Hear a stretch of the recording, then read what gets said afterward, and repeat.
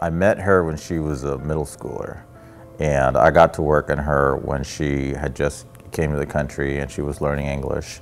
You know, it's a struggle for a lot of people, and it's something that sometimes just based on reality, it takes a couple of generations to get through some hurdles and even to start a college career. I didn't know anything, that's for sure. There was a career fair here. I was walking around and then I saw auto collision, and then that got my attention because when I was in Mexico, my uncle painted cars and I wanted to learn how to take a car from the beginning to the end. She got really involved. Our auto collision teacher really took her under his wing. He saw something in her and really, really believed in her and the talent and ability that she brought to our program. I went to compete for a BizFest competition. I was nervous about the competition because you have to dress up nice, like you're talking about a business project. I knew I wanted to do auto collision as my business.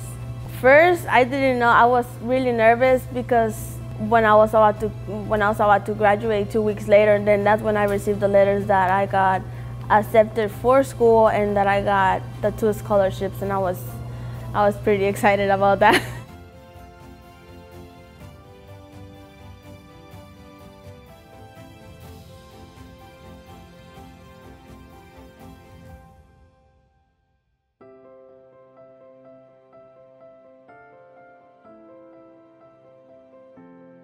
To me, what stood out with her was the fact that she took the American dream and ran with it and didn't have to wait a long time to strive for the things that this country has to offer, and took every opportunity she possibly could to make that work.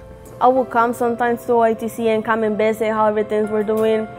That's when I got my idea that I wanted to help out here at OATC because there was not that many scholarships that they give away, and that can help out. She contacted me, I believe in January, February of 2018.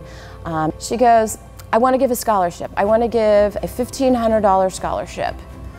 And I'm like, well, that is amazing. I go, are you sure that's what you want to do? And she goes, absolutely. And I said, she goes, so what do I need to do for you? And I said, well, we need to get you in touch with the Olathe Public School Foundation.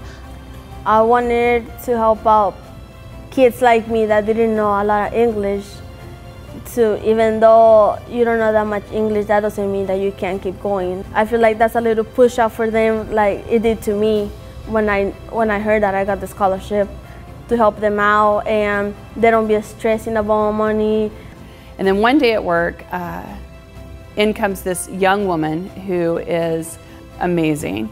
But she came in and she said, I want to start a scholarship over at the Advanced Technical Center. So we're like, okay, that's great.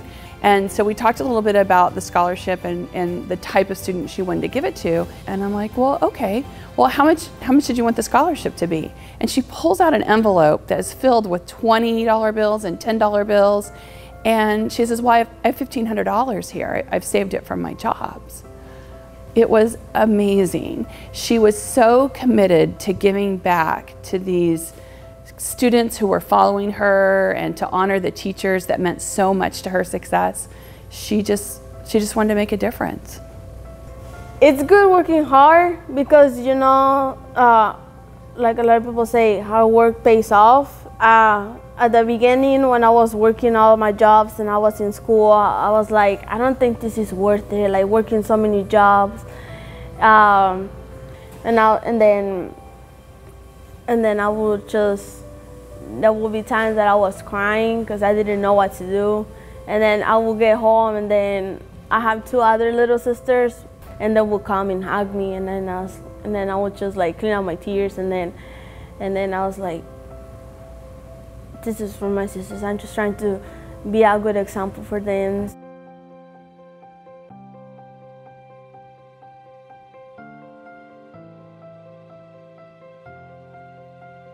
Basically, it's like they explain the precedent of how Azalia wanted to create a scholarship to give back to her fellow students. And I think while we were sitting there and how she saved her money and worked several jobs, all I could think was, I've worked 25+ years And I've never done anything like that. So I just left very convicted, very inspired to follow her lead to give back to other fellow students.